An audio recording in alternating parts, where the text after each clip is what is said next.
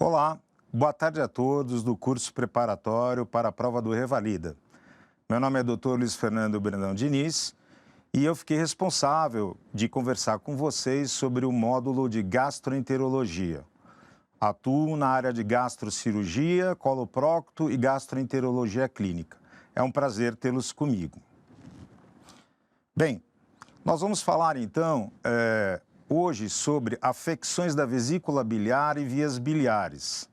Então, para a gente falar sobre afecções de vesícula biliar e vias biliares, eu achei interessante a gente ter um pequeno retrocesso para a embriologia e para a anatomia, a fim de que a gente possa entender a fisiopatologia das patologias que nós vamos conversar.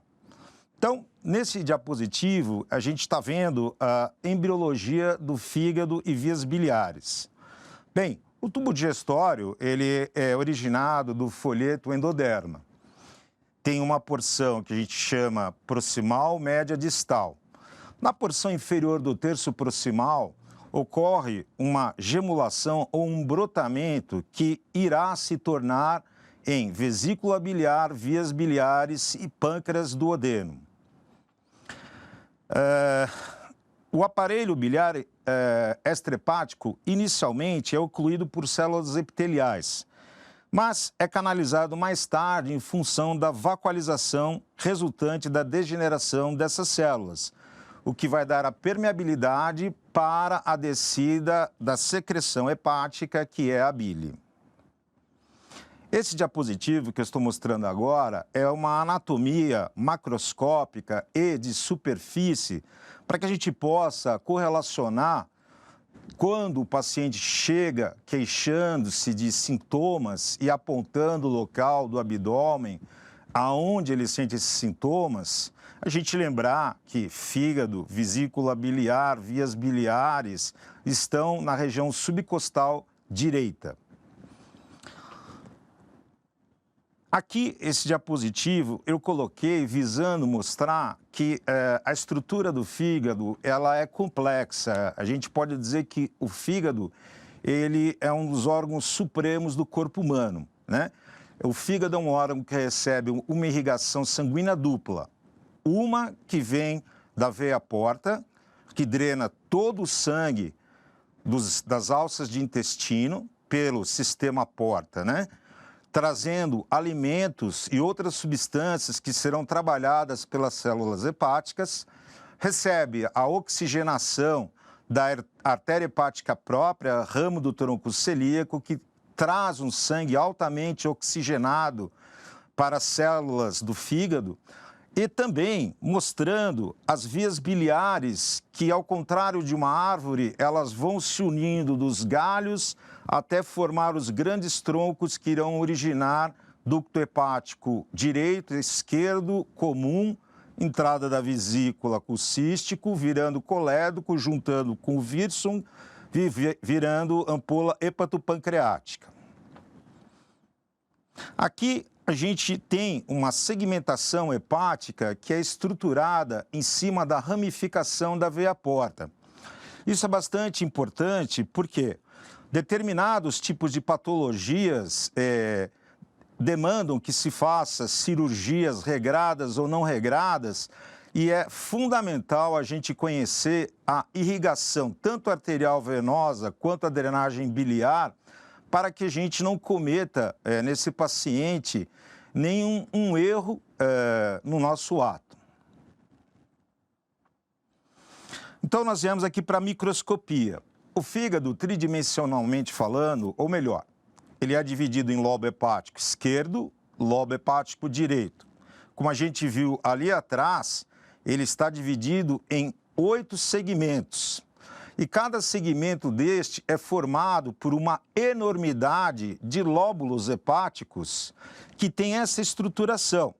A gente observa aqui os hepatócitos, o cordão dos hepatócitos, a veia centrolebular, um ramo da veia porta, um ramo da artéria hepática e um ramo do canalículo biliar. Ou seja, o sangue arterial e venoso, eles adentram no hilo do lóbulo hepático, vão passar pelos hepatócitos, os hepatócitos vão retirar as substâncias que estão neste sangue, oxigênio, nutrientes e também substâncias que precisam ser excretadas via biliar, vão, por reações químicas que ocorrem dentro dos hepatócitos, produzir a bile que desce pelos canalículos biliares nessa região que a gente chama de tríade, porque tem 3 elementos que constituem as estruturas principais do lóbulo hepático e, finalmente, descendo pelos canalículos até adentrar o duodeno. Isso é fundamental, porque quando mais para frente a gente for conversar sobre fibrose hepática, sobre cirrose hepática, sobre câncer hepático, a gente tem que entender como é que esse estroma, ou seja, esse arcabouço que sustenta a célula se distribui e como o parênquima se distribui para poder funcionar da melhor forma possível. Lembre-se, a biologia, ela sempre otimiza, né? Ela sempre pega o pior e transforma no melhor, e assim é no nosso corpo também. Aqui uma visão um pouco aumentada, segmentar desse lóbulo hepático. Então a gente pode ver com bastante detalhe a veia centrolobular. As veias centrolobulares, elas vão todas se unindo e elas vão formar as veias hepática ou suprahepática direita, média e esquerda. E essas veias que saem, são eferentes do fígado em relação à cava, elas adentram na cava e esse sangue vai chegar no lado direito do coração, via cava inferior, e sofrer todo o processo de distribuição.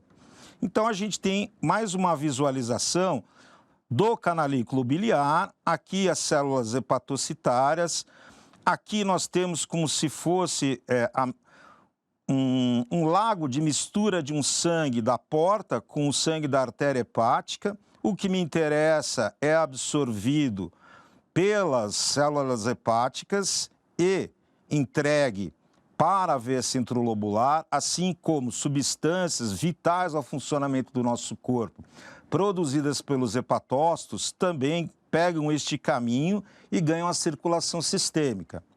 E aquelas que não nos interessam, elas são conjugadas, elas vão ser trabalhadas de tal forma que esses detritos possam ser eliminados pelo canalículo biliar e, desta forma, para o nosso sistema digestório, o tubo luminal.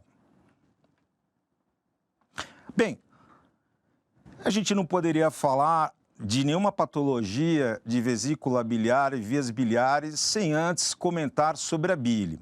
O fígado tem inúmeras funções relacionadas com endocrinologia, imunologia, detoxificação, produção de proteínas, produção de hormônios. São variadas as funções hepáticas, mas como nós vamos ter uma aula sobre patologias hepáticas, eu deixei para a gente falar sobre a fisiologia, a fisiopatologia hepática na aula adequada para não somar um volume muito grande de informações. Então, a bile é constantemente produzida pelo fígado e no humano, durante o período de 24 horas, nós produzimos cerca de 1 litro de bile. Essa bile, quando sai pelos canalículos biliares, continuamente descendo as vias biliares, ela é armazenada uma parte na vesícula biliar e a outra fica dentro da via biliar extrahepática. E a capacidade de armazenamento da vesícula biliar é de cerca de 50 a 60 mililitros de bile. Na vesícula biliar, a bile será desidratada. Por quê? A bile desidratada, concentrada, terá a sua função potencializada cerca de 10 vezes em relação àquela não desidratada. Coloração da bile varia de um verde escuro a um marrom amarelado. Ela é um fluido alcalino. Na sua composição, e aqui é bem importante, porque isso vai fazer parte da fisiopatologia da litíase biliar, ela é composta de água, eletrólitos, ácidos biliares primários como cólico, quenodesoxicólico, colesterol, fosfolipídios, bilirrubina, bicarbonato de sódio. Quando a composição biliar ela deixa de ser nas porcentagens que comumente o é, esta bile passa a ser então uma bile litogênica, gerar pedras, podendo dar inúmeras patologias dentro do fígado, fora do fígado e nas estruturas ao redor do fígado, como nós vamos ver. Bem, o fígado, a bile, ela, uma vez que nós ingerimos os alimentos, é liberado um hormônio, colecistocinina, pancreosimina, que vai, nos receptores da vesícula biliar, promover uma contração da mesma, injetando uma quantidade de bile maior no duodeno, junto com o suco pancreático. Veja, a ação da bile, eminentemente, é pegar uma grande micela de óleo ou gordura e fragmentá-la em micelas pequenas o suficiente para que a enzima lipase pancreática possa desdobrar essas micelas em ácidos graxos e glicerol, moléculas que são passíveis de serem absorvidas pelos enterócitos. Aqui eu dei um print na anatomia das vias biliares e da vesícula biliar, sendo que vias biliares extrahepáticas. Nós estamos vendo aqui o ducto hepático esquerdo, ducto hepático direito, que se conflui num ducto hepático comum, a vesícula biliar, através do ducto cístico, adentra no ducto hepático comum, que passa a se chamar então de ducto colédoco. O ducto colédoco, ele passa retroduodenal, está quase que na intimidade total do pâncreas e se reúne com o ducto pancreático principal ou ducto de Wirsing, formando a ampola biliopancreática. Essa ampola biliopancreática ela é envolvida por uma musculatura esfincteriana que vai regular a descida de bile e de suco pancreático de acordo com a necessidade daquilo que se encontra dentro da luz do duodeno.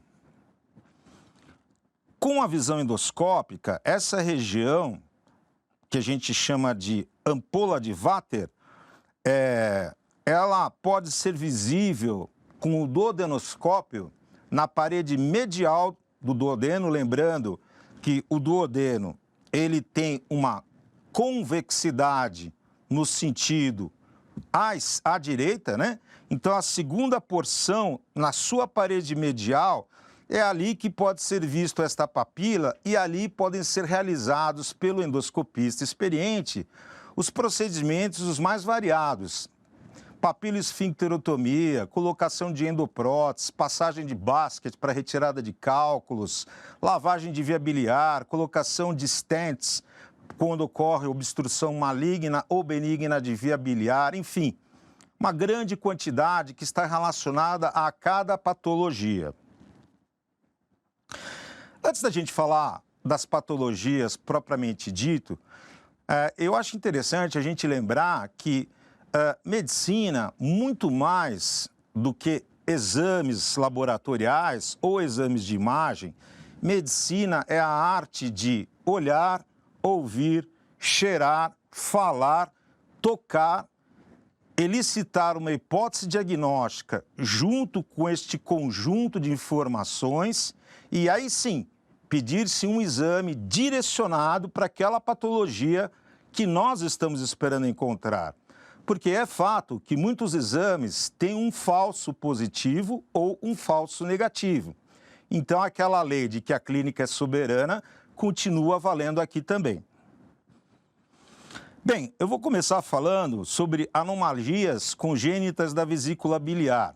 Como a gente viu lá atrás, no diapositivo a respeito da embriogênese desta região, dependendo da embriogênese inadequada, a gente pode ter os mais variados tipos de anomalias da vesícula biliar.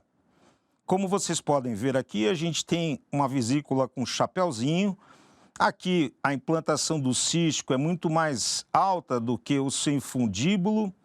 Nós temos aqui uma vesícula bilobulada, aqui o que a gente chama de vesícula em ampulheta, um divertículo congênito da vesícula biliar e a vesícula septada. Não podemos deixar de falar também que há a possibilidade de agenesia da vesícula biliar. Certos casos em que nós estamos suspeitando de patologias da vesícula biliar e pedimos exames direcionados e não encontramos a vesícula, pode ser que o paciente não tenha sido submetido à colecistectomia. Nós temos que acreditar, pode ser que ele tenha uma agenesia de vesícula biliar, como citos inversos totais ou parciais de tórax ou abdômen. Você espera encontrar num lugar e acaba encontrando em outro. Então, nós vamos começar a falar da doença litiásica, né? Como a gente viu lá atrás, a bile, ela é um suco formado por várias moléculas, num grau, cada uma de concentração diferente, que permite que essas moléculas convivam sem se agruparem. Se houver uma modificação em algum dos fatores constituintes da bile, assim como outras situações que nós vamos falar, nós teremos uma bile litogênica. E essa bile litogênica, superajuntada a uma discinesia de via biliar do tipo hipoestênica ou lenta, uma vesícula que não esvazia, visto que a vesícula ela ainda concentra mais essa bile, é como os cristais de vias urinárias, eles vão eletricamente se agrupando e moldando pequenas estruturas que variam desde 1 milímetro até cerca de 8, 9 centímetros de diâmetro dentro da vesícula biliar e de calibres menores em outros pontos da via biliar intra ou extrahepática. Aqui, então, a gente tem uma visão um pouco diferente, a união aqui, a placa, que a gente chama de placa hepática, a junção dos dois ductos hepáticos principais, esquerdo e direito, comum, vesícula ou cístico descendo, colédoco, junção com pancreático, ampola e liberação no duodeno. Vocês viram que nessa imagem a posição de estruturas ovaladas em diversos locais. Essas estruturas são cálculos. À medida que nós fomos falando das patologias, a gente vai retornando ou lembrando dessa imagem. Bem, cálculos biliares. Cálculos biliares, como nós já entendemos, são originados da bile litogênica. Os cálculos biliares, eles têm os mais diferentes formatos, os mais diferentes tamanhos, as colorações, principalmente de três tipos. Então, temos cálculos de colesterol. Os cálculos de colesterol, eles são bem amarelinhos e bem facetados, como esses daqui. Cálculos de pigmentos biliares, pretos ou marrons. Eles são originados por disfunções hematológicas que alteram a quantidade de elementos provindos ou oriundos da quebra do M da hemoglobina e dão uma coloração preta e marrom quando houver a formação de um cálculo numa via biliar infectada. Então, a gente pode ver aqui os cálculos pretos e tem aqui cálculos de uma coloração mais amarronzada. E temos também os cálculos mistos. Os tamanhos são variáveis, né? A gente pode encontrar o que nós chamamos de microcálculos, são aqueles inferiores a 0,3 centímetros ou 3 milímetros. Daí em diante o seu tamanho vai progredindo, né, atingindo até tamanhos de 8, 9 centímetros dentro da vesícula biliar, 2, 3 centímetros dentro da via biliar. E é justamente o diâmetro do cálculo, que nós vamos ver mais para frente, que pode provocar patologias extremamente mórbidas de alto índice de mortalidade. Bem, como sempre, para a bile ser litogênica e formar cálculos, né, a gente tem fatores que participam.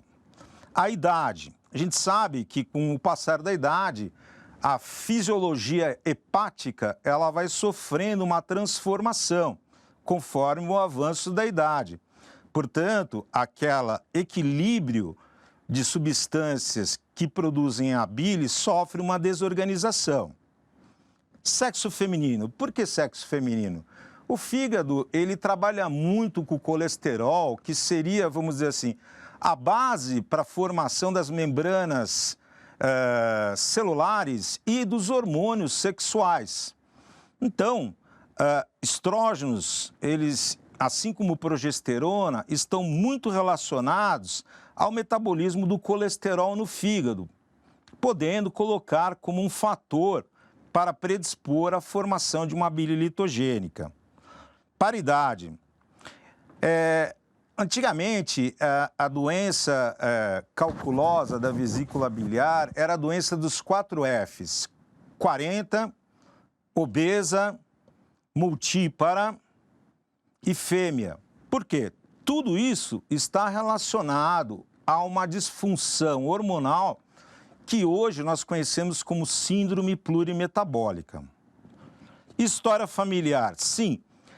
Pacientes que têm antecedentes familiares de litíase biliar têm uma chance aumentada de desenvolverem litíase biliar. Como nós já falamos sobre hormônios sexuais femininos, eu abro aqui um parênteses para os anticoncepcionais. Os anticoncepcionais, eles são um hormônio a mais que ensina o eixo hipotálamo, hipófise e ovário a funcionar de uma maneira que não ocorra ovulação. Porém, isso mexe muito com o metabolismo hepático do colesterol, que, por sua vez, é um dos principais componentes da bile. Obesidade, como nós falamos, a gente sabe hoje que as pessoas que têm um índice de massa corpóreo elevado, o próprio tecido adiposo, ele promove um desequilíbrio entre as citocinas que são pró-inflamatórias contra as citocinas que são contra-inflamatórias. Então, hoje nós conhecemos a síndrome plurimetabólica ou síndrome de resistência à insulina periférica, que promove toda uma mudança no funcionamento do nosso corpo. Rápida perda de peso. Bem, algumas pessoas querem fazer alguns regimes um pouco estranhos e perder peso muito rápido. Deve-se tomar muito cuidado. O nosso corpo, ele tem uma noção de quantas quilocalorias nós temos para um metabolismo basal. Uma redução abrupta de entrada de quilocalorias vai mobilizar a utilização de tecido adiposo, num primeiro instante, para poder gerar ATP, né? E, num segundo instante, utilizaremos o tecido muscular, que é o que acontece em pacientes com doenças consumptivas, como, por exemplo, tumores. Diabetes. Diabetes é uma disfunção do tipo 2 que está intimamente relacionada à síndrome plurimetabólica, diferente do tipo 1, que está relacionada a uma ausência congênita das células produtoras de insulina. Hipertrigliceridemia. Como nós falamos, os óleos e gorduras que trafegam no nosso corpo, eles estão distribuídos de diversas faixas, mas a gente lida principalmente com o colesterol de alta densidade, que é aquele que nos protege contra os fenômenos de ateromatosa, e o de baixa densidade, que é aquele que pode promover placas de ateroma. Isso também, dentro do fígado, vai inverter o metabolismo hepático, alterando a constituição da bile. Dietas hiper ou hipocalóricas também mudam a quantidade de energia que entra no nosso sistema, que já tem um aferidor no hipotálamo, para saber a quantidade de quilocalorias para o nosso gasto basal. Doenças hematológicas que promovam a quebra ou um turnover maior das hemácias, que possuem hemoglobina, que é o grupo M ligado à globina, que vai ser trabalhado esses núcleos tetrapirrólicos com esse átomo de ferro que carrega o oxigênio, levando à formação de substâncias que vão entrar no metabolismo dos hepatócitos. Doenças hepáticas, as mais diversas, sejam elas autoimunes, sejam elas por agressão medicamentosa, sejam elas secundárias a algum desses fatores que a gente mencionou. Doenças intestinais. Bem, a bile, quando ela chega no duodeno, ela vai sendo transformada num ciclo chamado enterohepático. Por quê? Ela, no íleo terminal, algumas de suas substâncias são reabsorvidas e entram de novo nos hepatócitos para dar cabo do metabolismo ideal dos mesmos. Então, se a gente tem doenças como Crohn, retocolite ulcerativa inespecífica, cirurgias bariátricas, que a gente faça bypass, a gente vai estar trocando a absorção ou mudando o ciclo enterohepático e promovendo a possibilidade de uma bile litogênica. Estase da vesícula biliar, sim, se a vesícula não se esvazia e ela reabsorve a água, há uma chance maior de formação de cálculos por agregação molecular. Alguns medicamentos atuam, um deles é a simvastatina, né? Há alguns pacientes que são sensíveis, eu mesmo tive uma paciente que fez uma pancreatite biliar e na evolução ela desenvolveu cálculos intrahepáticos. Só solucionamos o problema quando retiramos a simvastatina. Parasitose de via biliar. Bem, a subida de certos vermes que adentram a papila e sobem para o colédoco promove uma irritação crônica da via biliar, além de uma suboclusão ou uma oclusão dessa via biliar, e promovem a formação de uma bile litogênica. Regiões geográficas com alta prevalência. Sim, há regiões do planeta onde todos esses fatores se encontram mais presentes, portanto, a incidência de litíase biliar será maior. Diagnóstico. Bem, todo diagnóstico ele tem que ser baseado em escutar a história que o paciente vai contar para você, né? Você vai ouvir, você vai olhar, você vai perceber como é o faces, dor, não dor, localização dessa dor. Isto vai nos induzir já a elaborar uma hipótese diagnóstica e, no exame físico, com certas manobras, podemos confirmar da presença da patologia ou não. Então, só após isso é que a gente deve pedir exames. E como nós vivemos no Brasil, que ainda não tem tanta facilidade com relação a uma riqueza de exames diagnósticos, nós vamos sempre numa escala bottom-top e não top-down. Não vou pedir uma colangio-ressonância antes de pedir um ultrassom.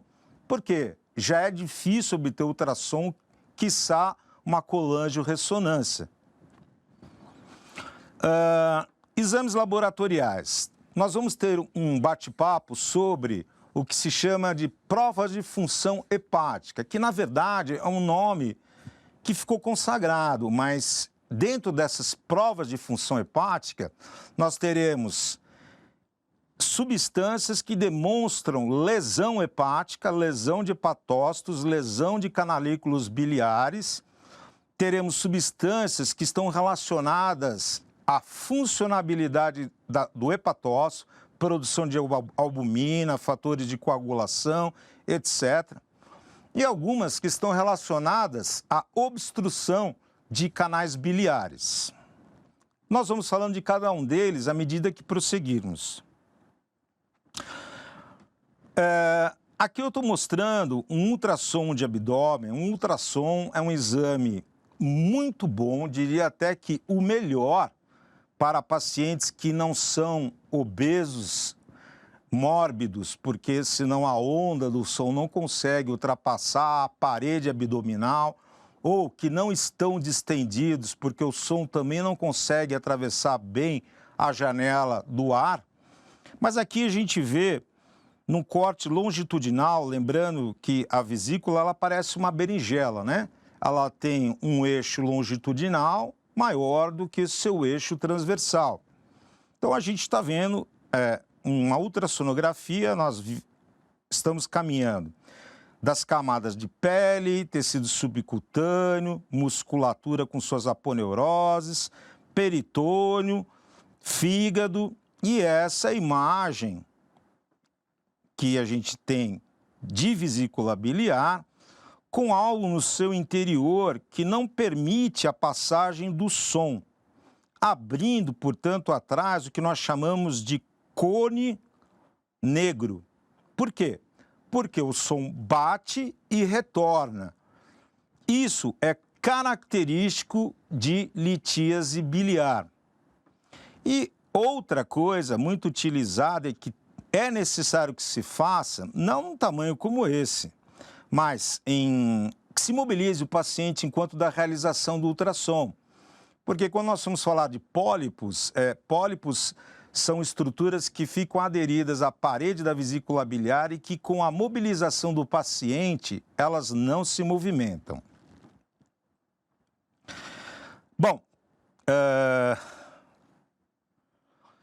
nós podemos falar que existem mais pacientes assintomáticos, portadores de colilitíase ou colicistite crônica calculosa sintomática, do que pacientes portadores de colicistite crônica com sintomas, como colicistite aguda e outros. Na maior parte das vezes, quando a gente pede um exame de ultrassom para avaliar doença hepática gordurosa não alcoólica, nós temos como achado uma vesícula com cálculos no seu interior. Então, nós vamos dividir mais para frente em grupos que são pacientes portadores de colilitíase com sintomas clássicos, sem sintomas e com sintomas atípicos.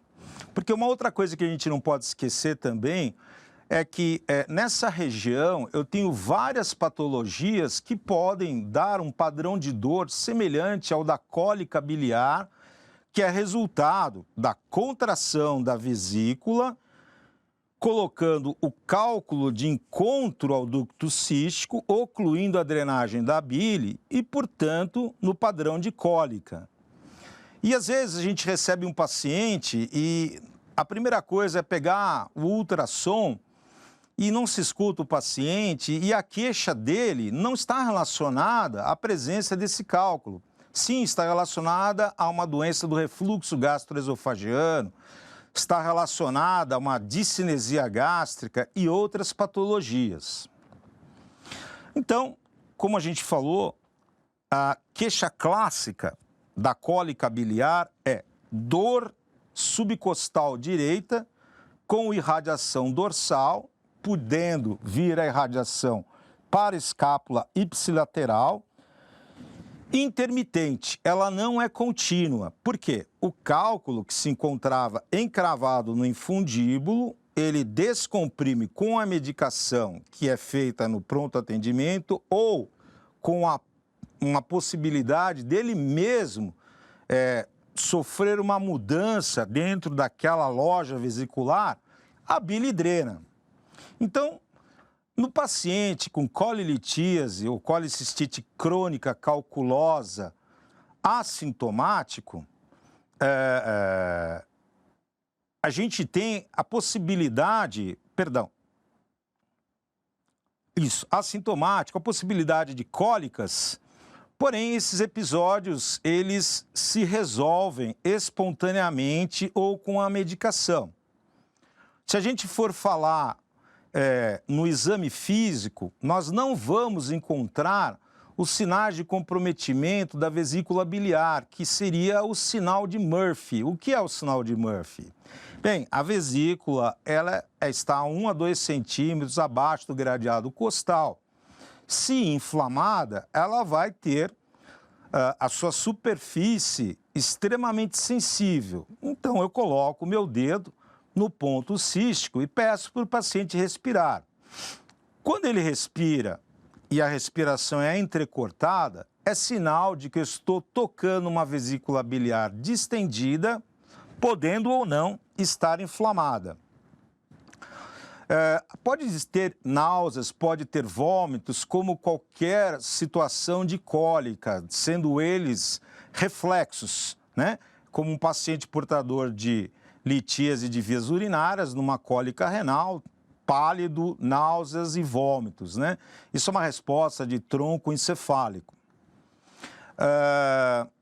O paciente que não está com a vesícula em processo inflamatório, ele não tem febre, não tem calafrios, não tem sinais de peritonite segmentar, ele não tem dificuldade para estirar o abdômen, ou dobrar, ou deambular, ou respirar.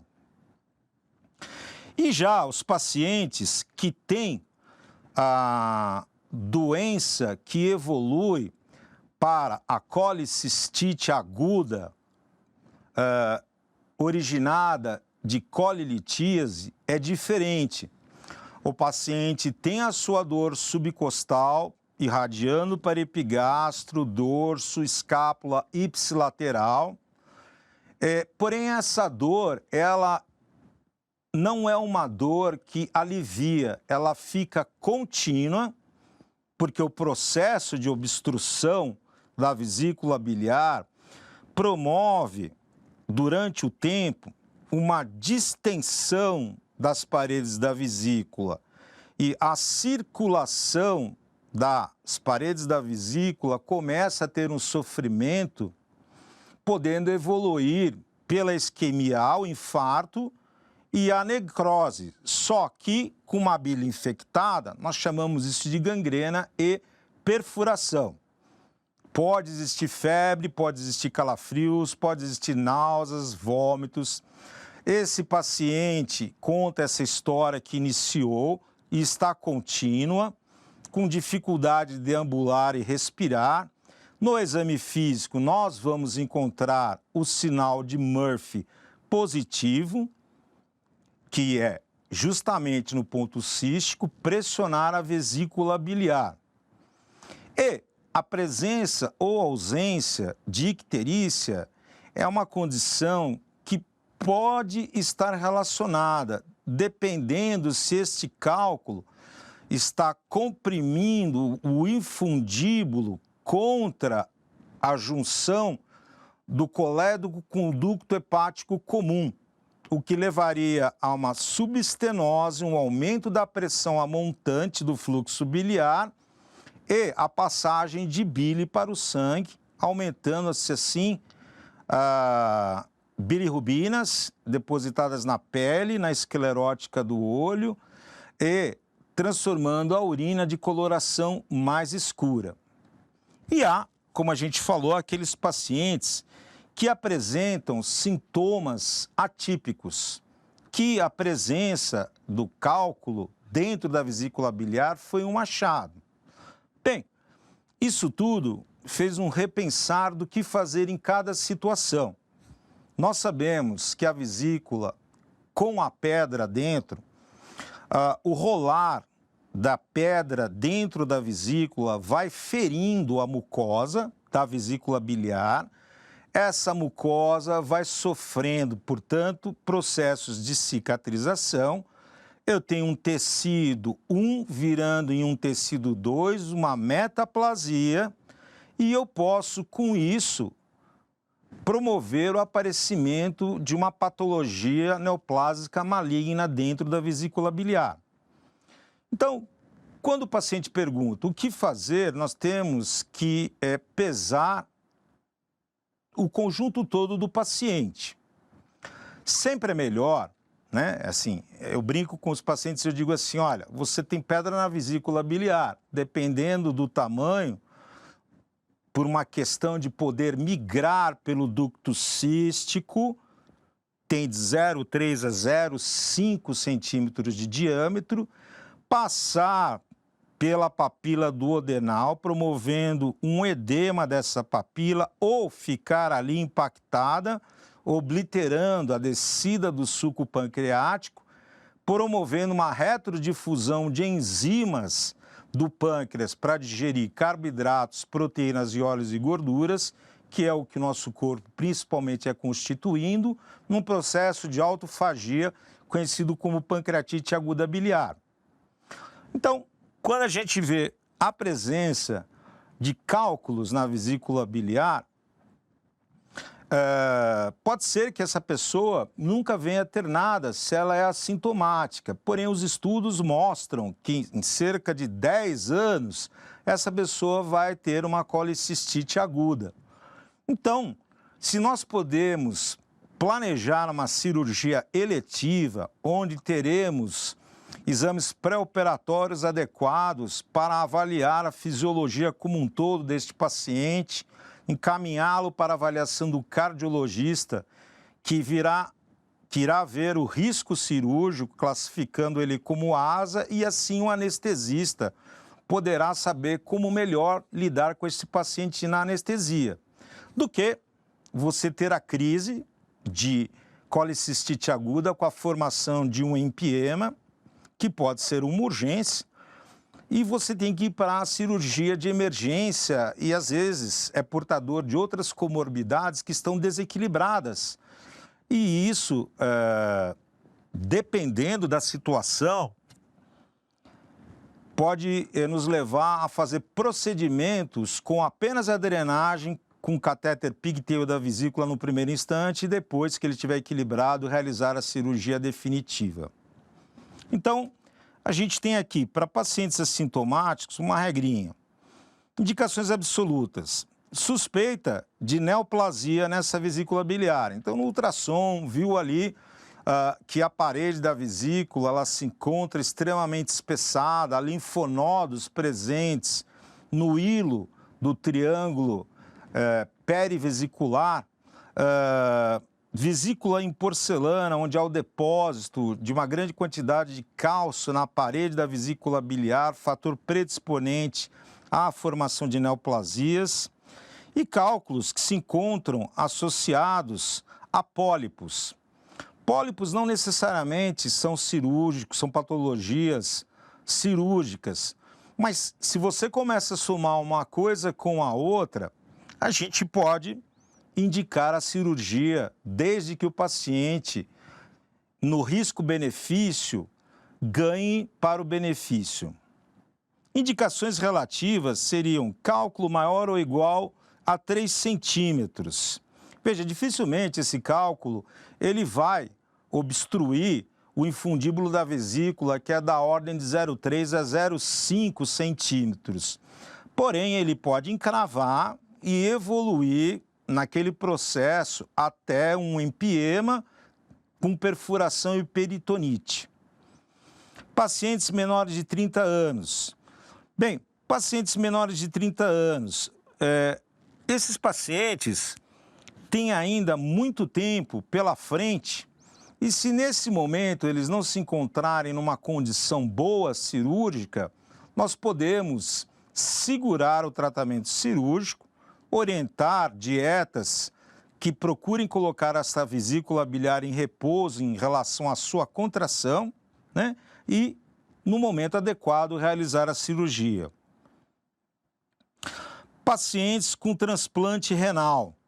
Pacientes com transplante renal ou transplante de qualquer outro órgão são pacientes imunossuprimidos. Uma infecção no paciente que está tomando um imunossupressor para não ter uma reação de rejeição desse enxerto, ele está com o seu sistema de defesa rebaixado.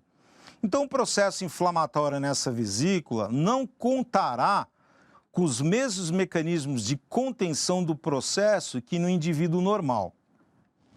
Cirurgia bariátrica. A cirurgia bariátrica, se for uma cirurgia derivativa, que você faz um bypass de alça e, portanto, o ciclo enterohepático de reabsorção de ácidos biliares conjugados, irá, em grande parte, desenvolver a doença litiásica da vesícula biliar. Alguns cirurgiões já praticam, no mesmo instante da cirurgia bariátrica, a colecistectomia. Mulheres jovens que desejam engravidar. Bem, aí é um capítulo muito interessante. Situações cirúrgicas numa gestante. O que fazer?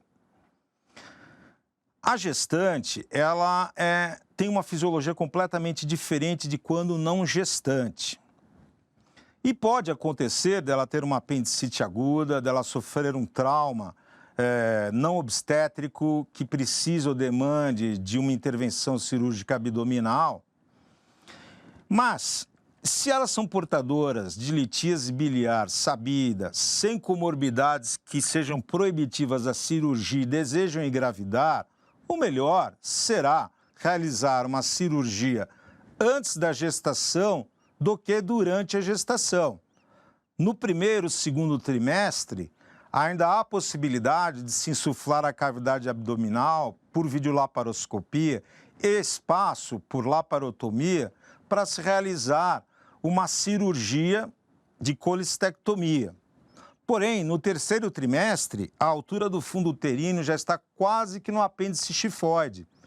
Isso dificulta muito o acesso, seja laparoscópico ou laparotômico, do sítio cirúrgico para realizar esse procedimento.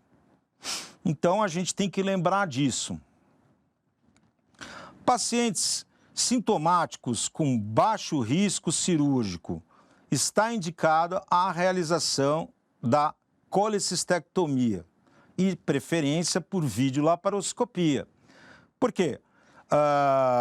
Se ele tem sintomas, esses sintomas são recorrentes, a chance de ele evoluir para uma das infinitas complicações da colelitíase é muito grande. Sintomático de alto risco cirúrgico, a gente já começa a pensar medidas e pesar risco-benefício da realização dessa cirurgia. Pacientes que estão tomando anticoagulante por doença coronariana ou porque tiveram passado de trombose venosa profunda com embolia pulmonar, ou enfim, diversas outras patologias, sempre o cirurgião ou o médico deve pesar e contextualizar no todo do paciente o que será melhor para ele. E os pacientes com sintomas atípicos, que costuma ser um achado, você pediu ultrassom, como eu comentei, para avaliar se há esteatose hepática não alcoólica, encontra uma pedra ali. Mas o paciente tem sintomas. E nós temos que pegar esses sintomas e destrinchar de uma maneira a separar se esses sintomas são da colelitíase ou de outras patologias. Por quê? Se você não fizer isso, você não estará tratando o paciente, tirará a vesícula desse paciente, o que não é errado, porém ele continuará tendo os mesmos sintomas que apresentava, porque a etiologia daquele desconforto não era a presença do cálculo dentro da vesícula biliar. Aqui eu estou colocando uma imagem de ultrassonografia de abdômen. Veja, nós podemos utilizar vários exames para estudar a via biliar. Mas, como eu disse, a gente começa sempre do mais simples, que é o mais rápido, para o mais complexo, né? Então, eu me esforcei em colocar imagens de ultrassonografia abdominal com sinais típicos de inflamação da vesícula biliar no processo de colicistite aguda litiásica, e mais para frente nós vamos ver a alitiásica. Então, aqui nós temos o ultrassom, de novo, a nossa vesícula biliar, num corte longitudinal, a parede interna livre, sem nenhuma irregularidade, sem nenhuma estrutura de ecogenicidade anômala no interior da bile. Aqui, do outro lado, nós estamos vendo também um corte longitudinal da vesícula biliar, e olha só como esta parede, que é desta espessura, pelo edema inflamatório, ou às vezes por coleções ao redor da vesícula biliar, ganha esta aparência. No interior da vesícula, eu estou vendo algo que não vai permitir a passagem do som, abrindo aquele cone negro abaixo da imagem ultrassonográfica.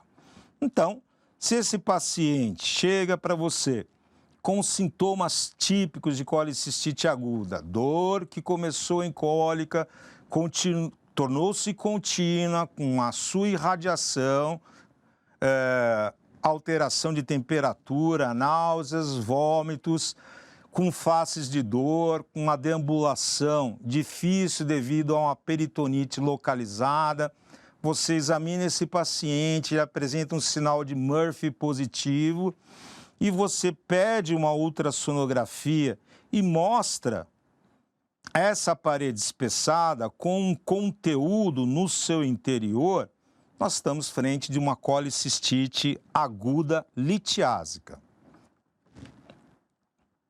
Aqui eu coloquei uma visão da cirurgia laparoscópica para mostrar justamente uma visão interna. Aqui nós estamos vendo a vesícula biliar, né? Nós vamos ter aqui para baixo o hilo da vesícula biliar, onde nós vamos procurar as principais estruturas, ducto cístico, artéria cística e o colédoco, para não promover lesão em nenhuma dessas estruturas. Aqui é o leito onde a vesícula se deita, ela pode ser uma vesícula encastoada, que é um pouco chata de você realizar a cirurgia. E aqui nós temos uma vesícula biliar extremamente inflamada. Veja, os sinais inflamatórios externos são os mesmos em qualquer parte do nosso corpo. Vermelho, por aumento da perfusão sanguínea. Edemaciado, por extravasamento de plasma filtrado por terceiro espaço. Se a gente pudesse colocar um aferidor de temperatura aqui, a temperatura estaria alterada. E no sinal de compressão da vesícula biliar, a dor. Por quê? Porque essa parede distendida e inflamada tem um limiar dos receptores para dor rebaixado. Em especial nesse caso, a gente já vê a presença de necrose. Essa área negra é a necrose, justamente aquele processo. Eu tenho uma estrutura infundibular obstruída por um cálculo, a bile está lá dentro, escuro, quente, bactérias, alimento, distende-se, isquemia, infarto com a bactéria, gangrena, perfuração da vesícula com uma peritonite ou um coliperitônio. Bem, complicações de colicistite aguda. A gente viu que a localização da vesícula biliar é muito próxima de órgãos nobres. Ela está em cima do duodeno, está praticamente em cima do cólon transverso, né?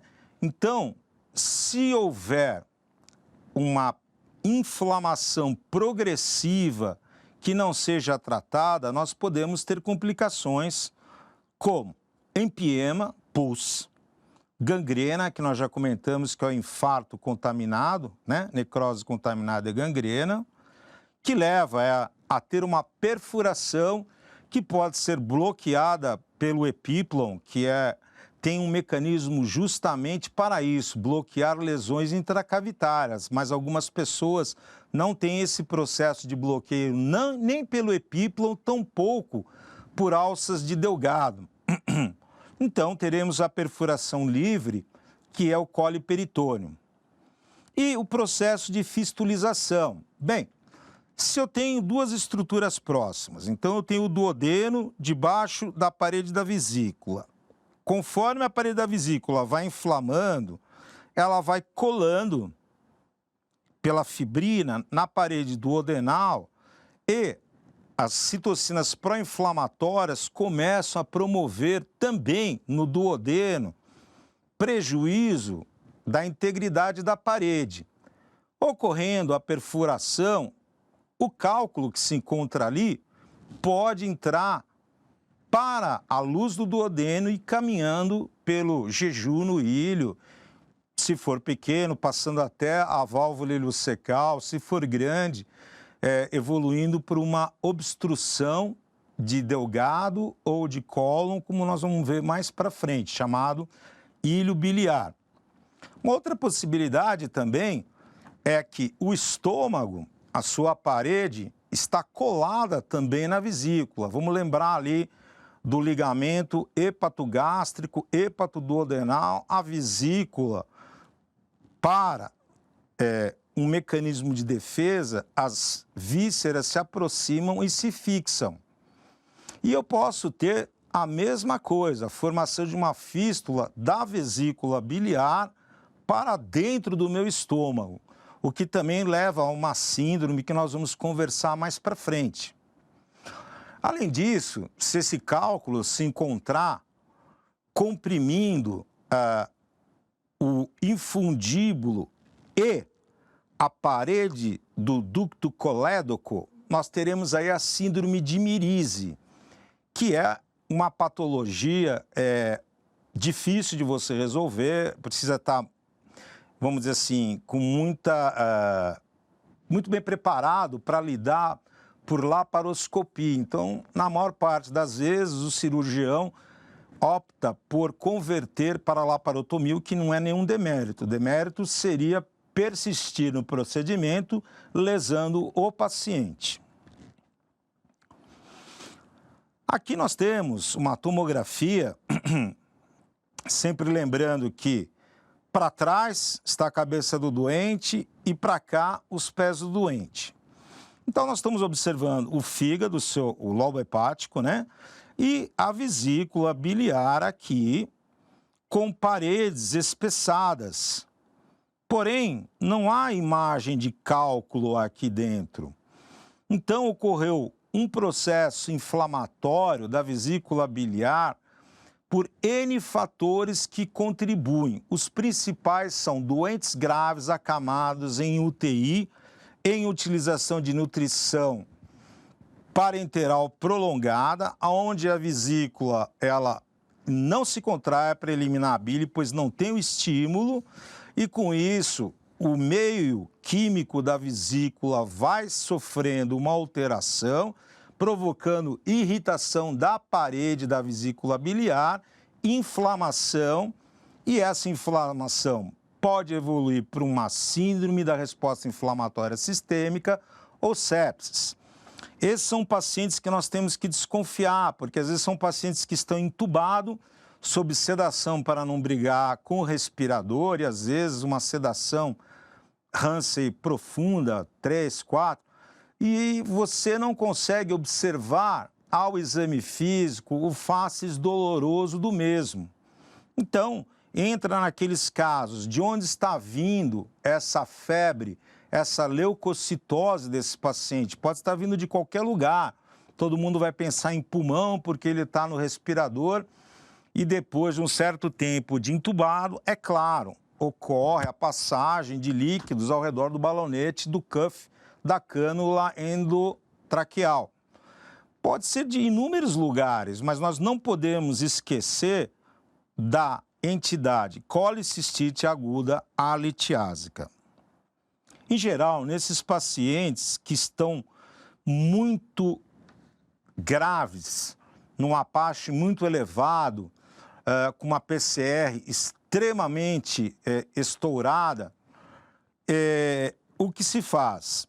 Faz-se a colocação transparetohepática de um dreno que, quando preenchido no seu interior, ele assume um formato reto. Mas quando retiramos o fio guia, ele se enrodilha como um rabinho de porco, chama-se pigtail. Então, o que ele fará? Ele passará transparetohepática, entrará na vesícula biliar, drena o processo supurativo que está ocasionando a CIR-sepsis e o paciente, num tempo posterior, pode ser operado de maneira eletiva. Hoje, graças à metodologia de imagens em setores terciarizados, hospitais de alta complexidade, que você dispõe de um endoscopista extremamente habilitado à realização de manobras endoscópicas, que você dispõe de radiologia intervencionista, muito do que era necessário ser feito por uma cirurgia laparoscópica ou laparotômica pode ser pura e simplesmente resolvido com uma radiologia intervencionista ou uma metodologia endoscópica que venha a drenar aquela coleção. Bem, os fatores, como nós falamos, já em pacientes graves, a gente pensa em idade avançada. É claro, o sistema imunológico, com o passar do tempo, ele vai sofrendo também, como todo o nosso corpo. Nosso corpo ele é programado por um fenômeno que nós chamamos de apoptose, ou morte celular. E ele não tem, com o passar do tempo, a mesma força regenerativa de que quando jovem. Então, num paciente de idade avançada, temos um sistema imunológico rebaixado. Em geral, um paciente idoso com processos infecciosos, ele pode nem fazer febre, nem fazer leucocitose no exame de sangue, mas ele chega para você em delírio orgânico, não um delírio psiquiátrico, um delírio orgânico, porque as toxinas estão funcionando como falsos mediadores nas sinapses cerebrais, alterando o seu comportamento, a sua motricidade, sensibilidade, enfim. Doenças graves, né? Então, como a gente falou, o paciente na UTI que foi admitido após uma extensa queimadura da superfície corpórea de 3º grau, ou por um processo de doença de Crohn que está totalmente descompensado, enfim, por uma pneumonia que está pegando um lobo ou uma grande porção do pulmão, alterando muito a relação ventilação-perfusão, botando esse paciente no respirador, o que já significa falha de um dos sistemas orgânicos. Então, nós temos que pensar na possibilidade de colicistite aguda alitiásica. Bem, então pacientes graves, trauma, um paciente politraumatizado, que tem que ficar em peritoneostomia, ou que faz uma síndrome compartimental abdominal, ou que fez um brain swelling, que vai ficar muito tempo na unidade de terapia intensiva, onde ocorre punção venosa, de horário para coleta de exames, onde ocorre uma série de procedimentos invasivos, o paciente pode ter, frente a uma febre, como etiologia a colicistite aguda litiásica. Queimaduras extensas nós já comentamos, há uma grande perda de água em queimaduras extensas, grandes cirurgias, né? A gente tem que lembrar que quanto mais tempo de cirurgia o paciente fica no campo operatório, podemos entrar na tríade mortal, que é a hipotermia, alteração da coagulação com anemia. Então, se aquele paciente às vezes sai da cirurgia bem, em 48 horas ele pode evoluir para um SIR, Síndrome da Resposta Inflamatória Sistêmica, onde os sistemas vão falhando. Nutrição parenteral prolongada, como a gente comentou, a utilização de uma via paralela ao enteron e não enteral, eu estou colocando essa vesícula biliar em repouso e as substâncias infundidas na circulação venosa, elas vão alterar a formatação desta bile que poderá promover irritação da parede da vesícula biliar. Diabetes mellitus, porque o paciente portador de diabetes, ele tem uma função de defesa diminuída, tanto leucocitária quanto linfocitária, além da vasculopatia na microcirculação por obstrução do vasa vasorum e alteração da sensopercepção do meio interno por uma neuropatia diabética devido ao vasa nervorum que se encontra obstruído. A imunossupressão, nós já comentamos. Síndrome da imunodeficiência adquirida, se esse paciente se encontra desequilibrado e não equilibrado, hoje nós temos uma noção assim, o paciente não tem uma doença, ele está com uma doença.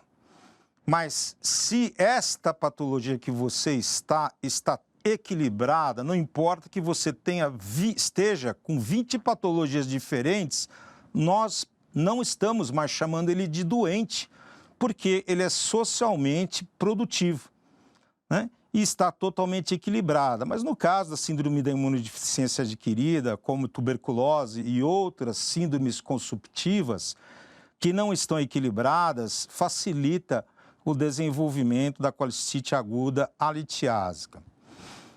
Há a possibilidade de infecções oportunistas, né? Nosso corpo tem 10 trilhões de células e, incrivelmente, 100 trilhões de bactérias. Para cada célula do nosso corpo, existem 10 bactérias. E o mais interessante é que nós vivemos nas bactérias e elas não vivem em nós. É o contrário, né?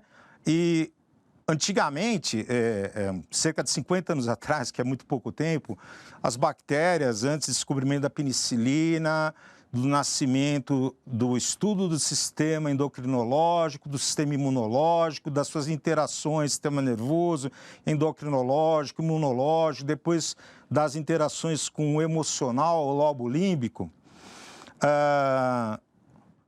essas infecções, que são bactérias que se encontram equilibradas e às vezes são apenas saprófitas, se alimentando de restos de substâncias que se encontram no nosso corpo, árvore traqueobrônquica, tubo digestório, geniturinário, eles passam a serem parasitas, promovendo um desequilíbrio total do nosso corpo. Hoje nós conhecemos o conceito de bioma.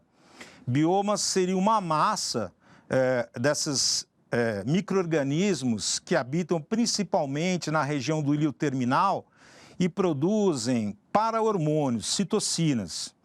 Incrivelmente, essas citocinas, que já devem ter ultrapassado o número de 500, elas controlam o nosso sistema nervoso central e periférico, o nosso sistema endocrinológico, nosso sistema imunológico, o que vai ser absorvido pelo nosso trato digestório, ou seja, quem vai ser gordo, quem vai ser magro, pela escolha do que vai ser absorvido, que por sua vez vai ao cérebro, também se nós teremos um bom ou um mau humor, e além disso tudo, ainda produzem